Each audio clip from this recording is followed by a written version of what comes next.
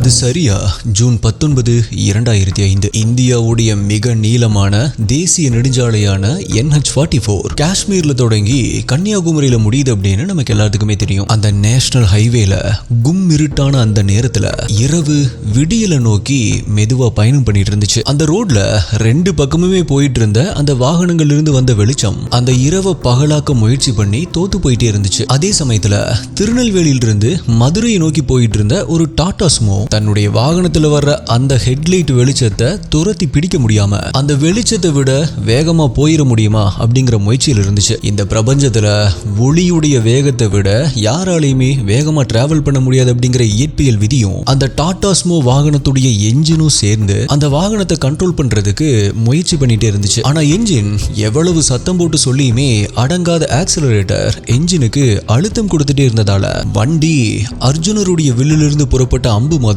ஒரே நேர்கோட்டுல வேகமா பயணம் பண்ணிட்டு இருந்துச்சு. ரோடு அப்படின்னு இருந்தா மேடு பள்ளம் வளைவு நெளிவு அப்படின்னு இருக்கிறது சகஜம் தானே. பட் ஒரே நேர்கோட்டுல தான் போவேன் அப்படின்னு அடம்பிடிச்ச அந்த வண்டி அங்கிருந்து ஒரு வளைவுல திரும்பாம நேரா போனதால அந்த இருட்டுல ராட்சசன் மாதிரி நின்றுட்டு இருந்த ஒரு மரம் அந்த வாகனத்தை தடுத்து நிறுத்தி அதோடைய வேகத்தை குறைச்சு அந்த வாகனத்துடைய இயக்கத்துக்கு முற்றுப்புள்ளி வைக்க ஆரம்பிச்சது. அந்த வண்டி என்ஜினுடைய உருமல் சத்தம் அடங்க ஆரம்பிக்க அதே சமயத்துல வண்டிக்குள்ள இருந்து அலறல் சத்தம் கேட்க ஆரம்பிக்குது. அந்த வண்டியில இருந்து கொஞ்சம் பேர் வெளியே வர ஆரம்பிக்கிறாங்க. வண்டி ரொம்பவே டேமேஜ் ஆயிருக்கு அப்படிங்கிறது அவங்களுக்கு புரிய ஆரம்பிக்குது. பட் அந்த வண்டியே பலத்த அடி வாங்கிட்டதாலே என்னவோ வண்டிக்குள்ள இருந்தவங்களுக்கு பெருசா அடி ஒன்றும் இல்லை. கடைசி நேரத்துல அந்த விபரீதத்தை புரிஞ்சுக்கிட்டு வண்டியை கண்ட்ரோல் பண்ண முயற்சி பண்ணதால வேகமும் ஓரளவுக்கு குறைஞ்சிருந்ததால ஓரளவுக்கு சின்ன சின்ன காயங்களோட தப்பிச்சுட்டாங்க அப்படின்னு சொல்லலாம். பட் ஒரே ஒருத்தரை தவிர ஒருத்தருக்கு மட்டும் கையில பலமான அடிபட்டு இருந்துச்சு. அவருடைய அலறல் சத்தம்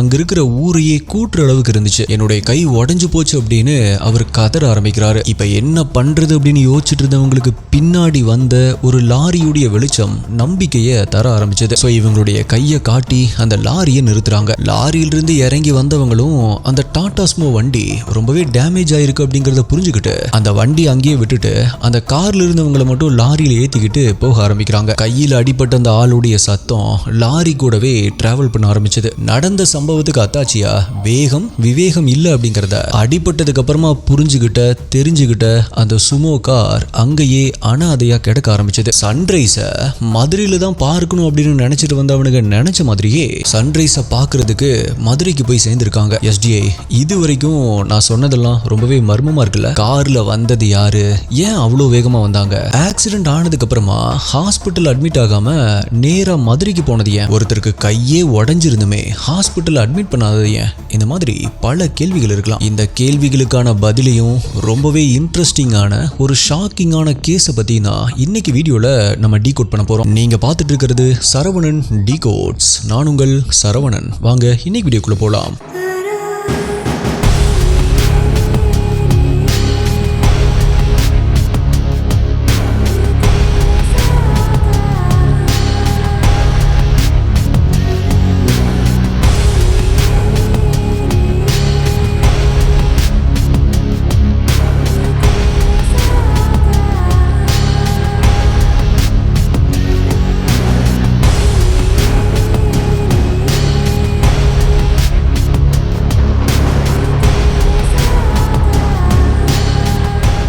இந்த மாதிரி கேசஸ்ல இருக்கிற ஆர்வத்தோட நம்மளை சுத்தி நடக்கிற மற்ற செய்திகளையும் நீங்க கவனிச்சிருப்பீங்க. போன மாசம் ஆரம்பிச்சு இப்பவுமே தொடர்ந்துட்டு இருக்கிற அந்த ஈரான் போருடைய பதற்றம் நம்மளையுமே பாதிச்சிருக்கு, முக்கியமா நம்மளுடைய மார்க்கெட்டை. பட் இந்த சிச்சுவேஷன்ல கூட நம்மளுடைய பணத்தை வளர்க்கறதுக்கு ஒரு சான்ஸ் இருக்கு. அது என்ன அப்படின்னா, மார்க்கெட் டவுன் ஆகும் பொழுது நல்ல கம்பெனிஸுடைய ஸ்டாக்ஸை கம்மி விலைக்கு வாங்கி அதுக்கப்புறமா விலை ஏறும்போது வித்தோம் அப்படின்னா நல்ல லாபம் கிடைக்கும். பட் இதெல்லாம் சொல்ற அளவுக்கு அவ்வளவு ஈஸி இல்ல. ஸ்டாக்ஸ் எப்ப குறையும், நம்ம எப்ப விற்கணும் அப்படின்னு கணிக்கிறதுலாம் எல்லாத்துக்கும் சாத்தியம் இல்லை. அதனாலதான் உங்களுக்காகவே கனரா HSBC லைஃப் உடைய BSE 500 enhanced value 50 index fund NFO வந்திருக்கு. இதுல ஒரு ஃபண்ட் மேனேஜர் நமக்காகவே எல்லாத்தையுமே பாத்துக்குவாரு. இந்தியாவோட டாப் 50 அண்டர் வேல்யூடு கம்பெனில நம்ம இன்வெஸ்ட் பண்ணலாம். பட் இதில் இன்வெஸ்ட் பண்றதுக்கு ஏப்ரல் 15 தான் லாஸ்ட் டேட். இதை பத்தி இன்னும் டீடைலா தெரிஞ்சுக்க இதோடைய லிங்கை டிஸ்கிரிப்ஷன் டாப் கமெண்ட்ல கொடுத்திருக்கேன். அந்த லிங்கை யூஸ் பண்ணி தமிழ்லயே நீங்க எல்லா விளக்கங்களையும் கேட்டு தெரிஞ்சுக்கலாம். இல்ல நீங்க விருப்பப்பட்டா ஒரு ஏஜென்ட் உங்களுடைய வீட்டுக்கே வந்து கூட எக்ஸ்பிளைன் பண்ணுவாங்க. இதோட இண்டெக்ஸ் கடந்த 5 வருடங்கள்ல 30.5%, 7 வருடங்கள்ல அதுல 25.8% CAGR ரிட்டர்ன்ஸ் கொடுத்திருக்கு. பேங்க்ல நம்மளுக்கு கிடைக்கிற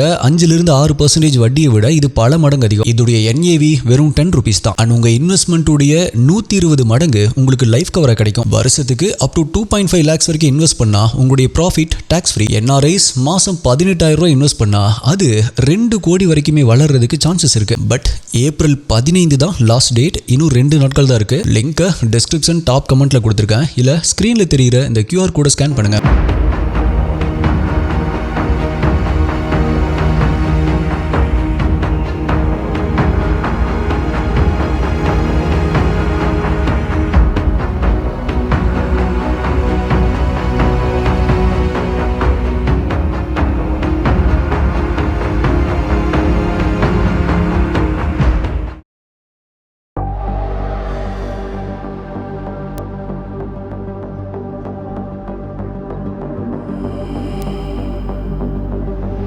இப்ப காலையில அந்த ஹைவே வழியா போனவங்க ரோடுடைய ஓரத்துல உருக்குலைஞ்ச நிலைமையில இருந்த அந்த காரை பார்த்துட்டு போலீஸ்க்கு இன்ஃபார்ம் பண்றாங்க. தகவல் கிடைச்சு அங்க வந்த போலீஸ் காருடைய கண்டிஷனை பார்த்ததுமே இந்த வண்டியில வந்தவங்க கண்டிப்பா இங்கதான் பக்கத்துல எங்கேயாவது ஒரு ஹாஸ்பிட்டல் அட்மிட் ஆயிருப்பாங்க அப்படிங்கிற ஒரு நம்பிக்கையில ஒவ்வொரு ஹாஸ்பிட்டலா அவங்கள தேட ஆரம்பிக்கிறாங்க. ஆனா அக்கம் பக்கத்துல இருக்கிற எந்த ஹாஸ்பிட்டல்லையுமே எந்த ஒரு ஆக்சிடென்ட் கேஸுமே அட்மிட் ஆகல அப்படிங்கிற விஷயம் போலீஸ்க்கு ஒரு பெரிய ஆச்சரியத்தை கொடுத்துச்சு. அப்பதான் அந்த வண்டியில வந்தவங்க கண்டிப்பா நேர்மையான ஆட்களா இருக்க வாய்ப்பே இல்லை அப்படிங்கிற எண்ணமும் அவங்களுக்கு உருவாக ஆரம்பிச்சது. ஸோ இப்போ அந்த வண்டியுடைய ரெஜிஸ்ட்ரேஷன் நம்பரை வச்சு ஓனரை கண்டுபிடிக்கிறதுக்கு முயற்சி பண்றாங்க. ஒருவேளை அந்த நம்பர் பிளேட்ல இருந்த நம்பர் உண்மையா இருந்திருந்தா போலீஸ் அவங்களை ஈஸியா ஐடென்டிஃபை பண்ணிருக்கலாம். ஆனா அதுக்கும் வழி இல்லை. ஸோ போலீஸுடைய தேடுற ஆர்வமும் குறைய ஆரம்பிக்குது. அந்த ஆக்சிடென்ட் கேஸ் அப்படியே பெண்டிங் கேஸா மாற ஆரம்பிக்குது. இந்த சம்பவம் நடந்த அடுத்த சில நாட்கள்ல அந்த வண்டியில வந்த கும்பல் கிட்ட இருந்து ஒரு அவுட் கோயிங் கால் போக ஆரம்பிக்குது. நடந்த சம்பவங்களை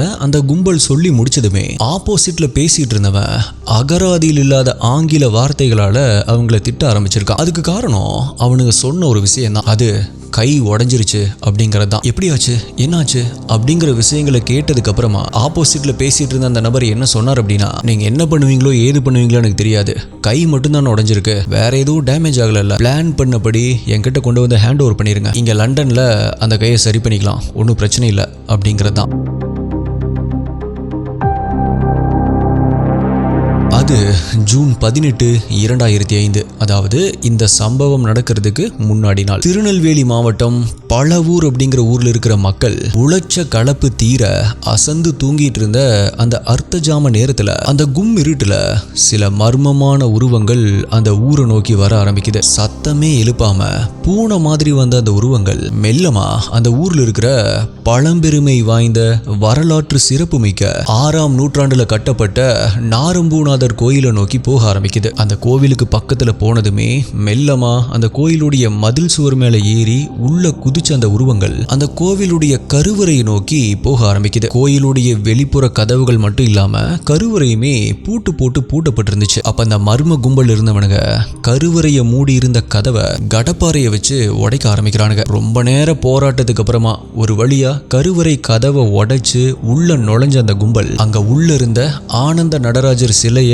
பெயர்த்து எடுக்கிறதுக்கு ட்ரை பண்றானுங்க. பட் அதுக்கு ரொம்பவே நேரமானதால அந்த சிலையை விட்டுட்டு கோயிலுடைய மற்ற இடங்கள்ல இருந்த சிவகாமியம்மன் சிலை உட்பட 13 சிலைகளை பேர்த்து எடுத்துக்கிட்டு கடைசி முயற்சியா திரும்பவுமே நடராஜர் சிலை எடுக்கிறதுக்கு முயற்சி பண்ணிருக்கானுங்க. ரொம்ப நேர போராட்டத்துக்கு அப்புறமா ஒரு வழியா அந்த சிலையுமே எடுத்துக்கிட்டு ஒவ்வொரு சிலையுமே ரொம்பவே பாதுகாப்பா கோயிலுக்கு வெளியே கொண்டு போயிருக்கானுங்க. அடுத்த நிமிஷமே கொஞ்சம் தூரத்துல அவனுங்களுக்காக காத்துட்டு இருந்த கார் அவனுங்க பக்கத்துல வந்து நிக்க ஆரம்பிக்குது. இப்ப அவனுங்க கொண்டு வந்த எல்லா சிலைகளையுமே அந்த கார்ல ஏத்திட்டு கார் மதுரையை நோக்கி வேகமா போக ஆரம்பிக்குது. விடியறதுக்கு முன்னாடி மதுரைக்கு போயிடணும் அப்படிங்கிற எண்ணத்துல வேகமா பறந்து போன அந்த கார் தான் நான் இன்ட்ரோல சொன்ன மாதிரி NH44ல ஒரு மரத்துல மோதி சுக்கு நூறா போயிருந்துச்சு.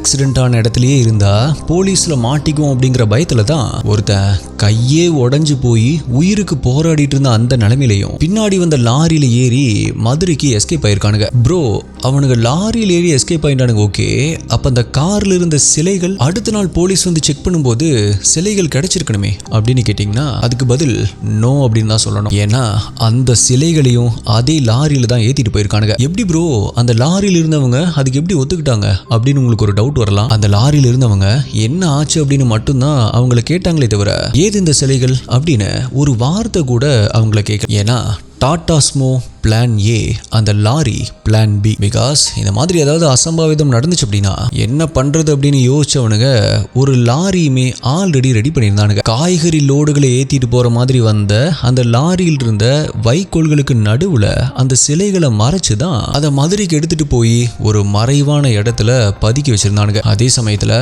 கையே உடைஞ்சு போற அளவுக்கு அடிப்பட்ட ஆளை ஹாஸ்பிட்டலுக்கு கூட்டிட்டு போனா மாட்டிக்கும் அப்படிங்கிற பயத்துல ஒரு நாட்டு வைத்தியர்கிட்ட காமிச்சு ட்ரீட்மெண்ட் கொடுத்துட்டு இருந்திருக்கானுங்க. இந்த சமயத்துல தான் சில நாட்கள் கழிச்சு நான் ஏற்கனவே சொன்ன மாதிரி போன்ல பேசி ஆப்போசிட்ல இருந்தவங்க கிட்ட பிளான் சக்சஸ் அப்படிங்கிற விஷயத்தையும் கன்வே பண்ணிருக்கானுங்க. அது மட்டும் இல்ல, ஆக்சிடென்ட் ஆன விஷயத்தையும் ஒரு கை உடைஞ்சு போயிருச்சு அப்படிங்கிற விஷயத்தையுமே சொல்லியிருக்கானுங்க. அப்படியா, எப்படி நடந்துச்சு இந்த விஷயம் அப்படின்னு கேட்கும்போது நாங்க இங்க ஒரு தென்னந்தோப்புல தான் மறைவா தங்கியிருக்கோம். நம்ம கூட்டத்தில் இருக்கிற அந்த நகை கடை அதிபர் தான் நாங்க எவ்வளவோ வேண்டாம் வேண்டாம் அப்படின்னு சொல்லியும் ஒரு கைய ரம்பத்தை வச்சு அறுத்துட்டான் அப்படின்னு அவனுங்க சொல்லியிருக்கானுங்க. இப்போ உங்களுக்கு கொஞ்சம் ஷாக் ஆயிருக்குமே எஸ்டிஏ, என்னடா இவனுங்க இப்படி பச்சையா பொய் பேசுறானுங்களே அப்படின்னு. பிகாஸ் ஆக்சிடென்ட்ல தான் ஒருத்தனுக்கு கை போச்சு, இவனுங்க வேற ஒருத்தன் வந்து கையை அறுத்துட்டான் அப்படின்னு அநியாயமா பொய் சொல்றானுங்களே அப்படின்னு உங்களுக்கு தோணலாம். பட் உண்மை என்ன அப்படின்னா அவனுங்க உண்மையை தான் சொல்லிட்டு இருக்கானுங்க. எஸ், ஆக்சிடென்ட்ல கை உடைஞ்சது உண்மைதான். ஆனா இந்த தென்னந்தோப்புல கையை அறுத்ததும் உண்மைதான். பட் ஆக்சிடென்ட்ல கை உடைஞ்சது பரமதுரை அப்படிங்கிற ஆளுக்கு, ஆனா தென்னந்தோப்புல வச்சு இவனுங்க கையை அறுத்தது சாட்சாத் அந்த பரமேஸ்வரர் சிலையுடைய கையை தான். கோவில்கள் இருக்கிற சிலைகளை திருடுறதே அதெல்லாம் விலை மதிப்பில்லாத பொக்கிஷங்கள் அப்படிங்கறதால தான். அப்படி இருக்கும் பொழுது எதுக்காக அந்த சிலையுடைய கையை அறுக்கணும் அப்படிங்கிற சந்தேகம் உங்களுக்கு வருது இல்லையா? அதுக்கு காரணம் அந்த நகை கடைக்காரருடைய அல்ப ஆசை தான். பொதுவாகவே கோவில்கள் இருந்து இவங்க திருடுறது எல்லாமே ஐம்பொன் சிலைகள் தான் அப்படிங்கிறது எல்லாருக்குமே தெரிஞ்சிருக்கும் அப்படின்னு நினைக்கிறேன். ஐம்பொன் சிலைகள் அப்படின்னா வேற ஒன்றும் இல்லை, தங்கம், வெள்ளி, செம்பு, இரும்பு மற்றும் ஈயம், இந்த 5 உலோகங்களுடைய கலவையை தான் ஐம்பொன் இல்லைன்னா பஞ்சலோகம் அப்படின்னு சொல்லுவாங்க. ஒருவேளை பாதிக்கு பாதி தங்கம் இருக்குமோ, அதனால தான் இந்த சிலைகளுக்கு அவ்வளோ மதிப்பா அப்படின்னு கேட்டீங்கன்னா இல்ல எஸ்டிஐ, இதுல 80 to 85% வரைக்குமே செம்பு தான் இருக்கும். அதுக்கப்புறமா பித்தளை, ஈயம், வெள்ளி இதெல்லாம் கொஞ்சம் மிக்ஸ் பண்ணுவாங்க. தங்கம் மிக மிக குறைவான அளவுல தான் இருக்கும். பட் அந்த சிலைகளுக்கான மதிப்பு அப்படிங்கிறது அதில் இருக்கிற கலை நுணுக்கங்கள், அந்த சிலை எவ்வளவு பழமையானது அப்படிங்கறத பொறுத்து தான். அப்படி இருக்கும் பொழுது எதுக்காக அந்த சிலையுடைய கையை அறுக்கணும்? ஒருவேளை அந்த சிலைக்குள்ள விலை உயர்ந்த நகைகள் இருக்குமோ அப்படிங்கிற எண்ணத்துல தான் அந்த நகை கடைக்காரன் இப்படி ஒரு வேலையை பார்த்திருக்கான். கடைசியில உள்ள ஒண்ணுமே இல்லை அப்படிங்கிறது தெரிஞ்சதுமே சிலை ரொம்பவே பெருசா இருந்துச்சு, பார்சல் பண்ணி அனுப்புறதுக்கு கஷ்டமா இருக்கும் அப்படிங்கறதால சிலையுடைய கையையும் பீடத்தையும் உடைச்சிட்டோம் அப்படின்னு அவங்ககிட்ட போய் சொல்லியிருக்கானுங்க. பட் இந்த ஒரு பாயிண்ட்டும் நம்புற மாதிரியான ஒரு வேலிட் பாயிண்ட் தான். பிகாஸ் அந்த நடராஜர் சிலை ரொம்பவே பெருசா 4 அடி உயரம் இருந்திருக்கு அண்ட் ரொம்பவே வெயிட்டாகவும் இருந்திருக்கு. பட் அதுக்காக அடிமட்டத்தில் இருக்கிற ஆட்கள் பார்சல் பண்றதுக்காக அவங்களாகவே ஒரு முடிவெடுத்து இப்படி ஒரு வேலையை செய்ய மாட்டாங்க இல்லையா? ஸோ இது நகைக்காக நடந்த ஒரு கோல்மால் தான் அப்படிங்கிறதுல எந்த ஒரு சந்தேகமும் இல்லை. அண்ட் சிலைகளை கடத்துறதே வெளிநாடுகளில் இருக்கிறவங்களுக்கு விற்கிறதா அப்படின்னு உங்களுக்கே தெரிஞ்சிருக்கும். ஆனால் அதுவும் இந்த சிலைகள் லண்டனுக்கு போக போகுது அப்படிங்கிறத பத்தி ஆல்ரெடி உங்களுக்கு ஒரு க்ளூவும் கொடுத்துருந்தேன். சரி, ஓகே, இப்போ மதுரையிலிருந்து இந்த சிலைகள் எப்படி லண்டனுக்கு போயிருக்கும் அப்படிங்கிற விஷயங்களையும் இந்த சர்வதேச திருட்டு கும்பல் எப்படி செயல்படுது அப்படிங்கிற விஷயங்களையும் இப்ப பார்த்திடலாம். ரத்தினம், களிய பெருமாள் அண்ட் ஏற்கனவே கை உடைஞ்சிருச்சு அப்படின்னு சொன்ன இல்லையா அந்த பரமதுரை, இவனுங்க 3 பேரும் தான் இந்த டீமுடைய கடைநிலை ஊழியர்கள். மேலிருந்து வர்ற உத்தரவுக்கு ஏத்த மாதிரி ஆட்களை வச்சு வேலையை கச்சிதமா முடிக்கிறது இவனுங்களுக்கு கை வந்த கலை. இந்த பழவூர் கோயில் விவகாரத்திலையுமே இவனுங்க கடத்தினது மொத்தம் 13 சிலைகள். இதுல அந்த நடராஜர் சிலை மட்டுமே 15 கோடிக்கு மேல விலை போயிருக்கு. இந்த திருட்டை சக்சஸ்ஃபுல்லா முடிச்சவனுங்க இவனுங்களுக்கு ஆர்டர் கொடுத்த சஞ்சீவி அசோகன் அப்படிங்கிற ஆளுக்கு இன்ஃபார்ம் பண்ணியிருக்கானுங்க. அவன் கொடுத்த இன்ஸ்ட்ரக்ஷன்ஸ் படி மதுரை கட்டமேக்கன்பட்டி அப்படிங்கிற இடத்துல இருக்கிற தென்னந்தோப்பு பகுதியில் பதுக்கி வச்சிருந்த அந்த சிலைகளை வைக்கோல் மற்றும் பழைய சாக்குகளை வச்சு சுத்தி லாரிகள்ல மற்ற சரக்குகளுக்கு நடுவுல வச்சு சென்னைக்கு கொண்டு வந்திருக்கானுங்க. சென்னையில அந்த சஞ்சீவி அசோகனுக்கு சொந்தமான ஒரு ரகசிய குடோன்ல அந்த சிலைகளை கொஞ்ச நாள் பதுக்கி வச்சுட்டு அடுத்த கட்ட நடவடிக்கைகளை ஆரம்பிச்சிருக்கானுங்க. இந்தியாவில இருந்து பழமையான வரலாற்று சிறப்பு மிக்க பொருட்களை வெளிநாடுகளுக்கு கொண்டு போகணும் அப்படின்னா தொல்பொருள் ஆராய்ச்சி துறையுடைய அனுமதி வேணும். அப்படி இருக்கும் பொழுது இந்த திருடப்பட்ட சிலைகளை அவங்க கண்டுபிடிக்கிறதுக்கு வாய்ப்பு இருக்கு இல்லையா? அதனால இதையெல்லாம் வெறும் கைவினை பொருட்கள், தோட்டத்தை அலங்கரிக்கிற கற்கள் அப்படின்னும், இது எல்லாமே இப்ப புதுசா செய்யப்பட்ட பொருட்கள் அப்படின்னும், அதோடைய மதிப்பு வெறும் 10,000 இல்லைன்னா 20,000 அப்படிங்கிற மாதிரி ஃபேக் டாக்குமெண்ட்ஸ் அண்ட் பில்ஸை ரெடி பண்ணி இவனுக்கு வச்சிருவானுங்க. பட் அதை எக்ஸ்போர்ட் பண்ணும் பொழுது அந்த கம்பெனி இது எல்லாத்தையுமே செக் பண்ணி கண்டுபிடிச்சிட்டா என்ன பண்றது அப்படிங்கிற ஒரு கேள்வி வரலாம். ஆனா அதுக்கு அவசியமே இல்லை. ஏன்னா அந்த எக்ஸ்போர்ட் கம்பெனியே சஞ்சீவி அசோகனுக்கு சொந்தமானதுதான். சரி, எக்ஸ்போர்ட் கம்பெனி ஒரு பிரச்சனையே இல்லை, பட் கஸ்டம்ஸ் ஆபீசர்ஸ் சமாளிக்கணுமே. அதுக்குமே இவனுக்கு ஒரு வழி கண்டுபிடிச்சிருந்தானுங்க. இந்தியாவில இருந்து நேரடியா UK இல்ல USக்கு எக்ஸ்போர்ட் பண்ணா கஸ்டம்ஸ் உடைய கெடுபுடி ரொம்பவே ஜாஸ்தியா இருக்கும். அதனால இவனுக்கு அனுப்புற சிலைகள் முதல்ல சென்னை துறைமுகத்திலிருந்து கப்பல் மூலமா ஹாங்காங்க்கு போகும். ஹாங்காங் ஒரு மிகப்பெரிய ட்ரேட் சென்டர் அப்படிங்கறதால அங்கிருந்து உலகத்தில் இருக்கிற எந்த ஒரு இடத்துக்கு வேணாலும் பொருட்களை ஈஸியாவே அனுப்பலாம். ஸோ அங்கிருந்து USக்கோ இல்ல லண்டனுக்கோ அந்த சிலைகள் விமானம் அல்லது கப்பல் மூலமா அனுப்பப்படும். இந்த கேஸ்ல அந்த சிலைகள் லண்டனுக்கு அனுப்பப்பட்டுச்சு. அங்க லண்டன்ல அந்த சிலைகளை வரவேற்கிறதுக்கு ஒருத்தன் காத்துட்டு இருந்தான். அவனுடைய பேர் தான் நெயில்ஸ் பெரி ஸ்மித். இவனுடைய வேலை என்ன அப்படின்னா சேதமடைஞ்ச சிலைகளை, சிற்பங்களை அந்த சேதம் தெரியாத அளவுக்கு ரீஸ்டோர் பண்றது தான். ஸோ மதுரையில உடைக்கப்பட்ட நடராஜருடைய கைகளை உடைஞ்சதே தெரியாத அளவுக்கு சரி பண்ணது இவன் தான். அந்த சிலைகள் லண்டனுக்கு போய் சேர்ந்ததுமே அந்த சிலைக்கு இன்னொரு டாக்குமெண்ட் தயார் செய்யப்பட்டுச்சு. அதாவது இந்த சிலைகள் பல தலைமுறைகளா ஒரு ஐரோப்பாவை சேர்ந்த குடும்பத்துக்கிட்ட இருந்தது தான் அப்படிங்கிற டாக்குமெண்ட் தான். ஸோ இப்போ இந்த சிலைகளுக்கு இருந்த திருடப்பட்ட சிலைகள் அப்படிங்கிற பேர்ல இருந்து சட்டப்பூர்வமான கலை பொருட்கள் அப்படிங்கிற அந்தஸ்து கொடுக்கப்படுது. அடுத்ததா அங்கிருந்து நியூயார்க் சிட்டியில் இருக்கிற ஆர்ட் ஆஃப் த பாஸ்ட் அப்படிங்கிற கேலரிக்கு எக்ஸ்போர்ட் பண்ணப்பட்டிருக்கு. அங்க பல மில்லியன் டாலர்ஸ்க்கு வாங்குற அந்த கஸ்டமர்ஸை எதிர்நோக்கி பரிதாபமா அந்த சிலைகள் நின்றுட்டு இருந்திருக்கு. ஆல்மோஸ்ட் இந்த கும்பல் கடத்தின எல்லா சிலைகளுக்கும் இதே மெத்தட் தான் ஃபாலோ பண்ணப்பட்டிருக்கு. பழங்கால பொருட்களை வாங்குறவங்களும் கலையை ஆதரிக்கிறவங்களும் ஸ்டேட்டஸ் மெயின்டைன் பண்றதுக்காக வாங்குறவங்களும்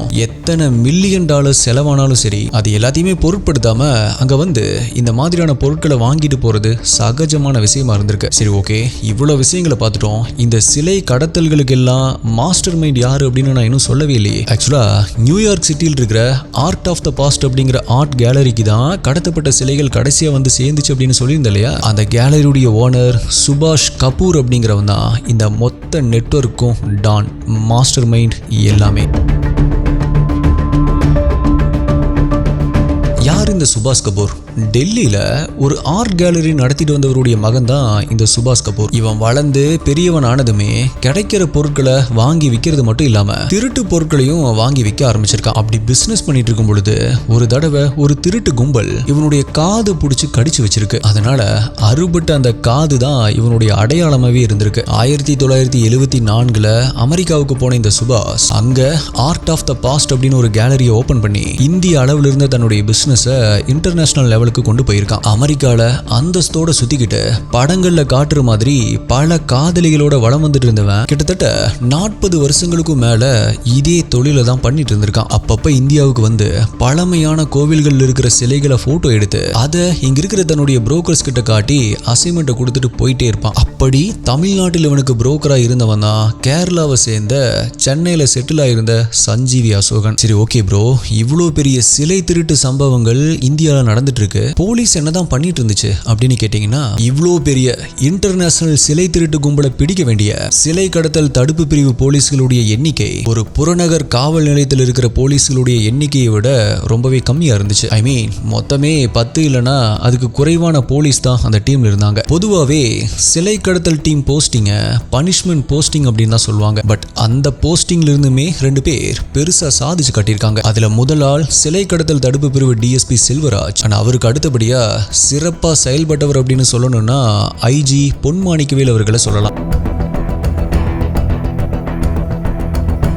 இப்போ அவ்வளோ சின்ன டீமை வச்சுக்கிட்டு இன்டர்நேஷனல் கிரிமினல்களை தேடிட்டு இருந்த டிஎஸ்பி செல்வராஜ் முதல்ல அந்த லோக்கல் கைகளை அரெஸ்ட் பண்ணியிருக்காரு. அவனுக்கு கொடுத்த தகவல்களை வச்சு கொச்சியில் இருந்த சஞ்சீவி அசோகனை 2009 அரெஸ்ட் பண்ணியிருக்காங்க. அவனுடைய இமெயில்ஸ் டாக்குமெண்ட்ஸ் எல்லாத்தையுமே செக் பண்ணும்போது தான் அவனுக்கும் சுபாஷ் கபூருக்கும் இருக்கிற தொடர்பு தெரிய வந்திருக்கு. நடராஜருடைய எந்த கைகளை வெட்டி ஒட்டி பட்டி டிங்கரிங் பார்த்தானுங்களோ அந்த கைகளை எக்ஸ்ரே எடுத்து பார்க்கும்போது அந்த வெட்டின தழும்புகள் தெளிவாக தெரிஞ்சிருக்கு. இந்த ஒரு ஸ்ட்ராங்கான எவிடன்ஸை வச்சு தான் அந்த சிலைகளை இந்தியாவுக்கு கொண்டு வர முடிஞ்சது. இந்த கேஸ்ல அக்டோபர் 30, 2011 அன்னைக்கு ஜெர்மனியில வச்சு சுபாஷ் கபூரை இன்டர்போல் போலீஸ் அரெஸ்ட் பண்ணியிருக்காங்க. அவனை அரெஸ்ட் பண்ணியிருந்தாலுமே அவங்கிட்ட இருந்த சிலைகள் பல கட்ட முயற்சிகளுக்கு அப்புறமா தான் 2013 தான் இந்தியாவுக்கு வந்திருக்கு. அண்ட் திரும்பவுமே பலவூர் கோவிலுக்கு 2015 தான் வந்து சேர்ந்திருக்கு.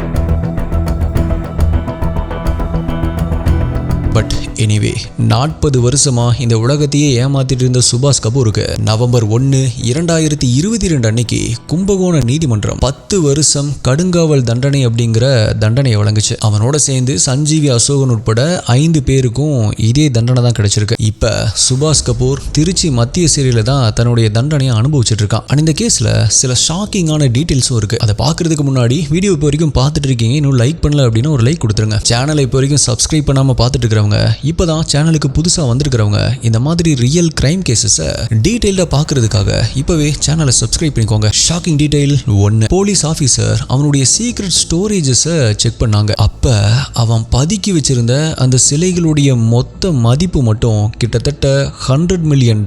இந்திய ரூபாயில சொல்லணும் அப்படின்னா 800 கோடி ரூபாய்க்கும் மேல இருக்கும். ஒரு தனி நபர் இவ்வளவு பெரிய தொல்பொருள் பொக்கிஷங்களை ஒரு மளிகை கடை சரக்கு மாதிரி அடுக்கி வச்சிருந்தது இந்த உலகத்தையே அதிர வச்சது. Shocking detail 2. சுபாஷ் கபூர் இப்ப வரைக்குமே கடத்தின சிலைகளுடைய எண்ணிக்கை சுமார் 2600க்கும் அதிகம் அப்படின்னு ஒரு ரிப்போர்ட் இருக்கு. நம்ம பலவூர் கேஸ்ல மீட் எடுத்தது வெறும் ஒரு பகுதி தான். இன்னும் எத்தனையோ தமிழ்நாட்டு கோவில்களுடைய சிலைகள் பல வெளிநாட்டு மியூசியங்கள்லயும் வெளிநாடுகள்ல இருக்கிற பல கோடீஸ்வரர்களுடைய வீடுகள்லயும் அலங்கார பொருளா இன்னைக்குமே இருக்கிறது தான் கசப்பான உண்மை. Shocking detail 3. சுபாஷ் கபூருக்கு துணையா நம்மளுடைய தமிழ்நாட்டில் இருக்கிற பல அதிகாரிகளும் அரசியல் செல்வாக்கு இருக்கிற இன்னும் பல பேர் இன்னுமே அப்படியே தான் இருக்கிறதா சில ஷாக்கிங்கான டீடைல்ஸ் இருக்கு. கபூர் ஜெயிலுக்கு போனதுமே அவனுடைய இந்த சப்ளை செயின்ல இருந்த சில முக்கியமான நபர்கள் இன்னுமே வெளியே சுதந்திரமா சுத்திட்டு இருக்காங்க அப்படிங்கறதா இந்த கேஸுடைய இன்னுமே கசப்பான உண்மை. வீடியோவுடைய ஸ்டார்டிங்ல சொன்ன அந்த இன்வெஸ்ட்மெண்ட் வாய்ப்பு ஏப்ரல் 15 வரைக்கும் தான் இருக்கு. இன்னும்